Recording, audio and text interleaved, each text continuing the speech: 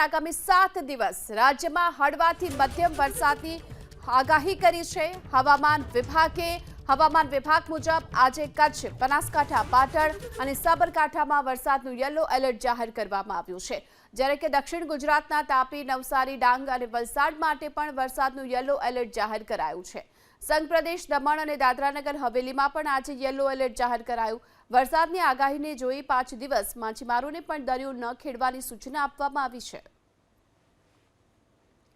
તો આગામી 7 દિવસ સુધી રાજ્યભરમાં વરસાદી માહોલ યથાવત રહેશે। હવામાન વિભાગે આગાહી કરી છે અને 7 દિવસ સુધી હળવોથી મધ્યમ વરસી શકે છે। કચ્છ, બનાસકાંઠા, પાટણ અને સાબરકાંઠા જિલ્લામાં વરસાદની સંભાવના છે। અહીં યલો એલર્ટ જાહેર કરવામાં આવ્યું છે। તાપી, ડાંગ, નવસારી, દમણ અને દાદરા નગર હવેલી માટે પણ યલો એલર્ટ જાહેર કરવામાં આવ્યું છે।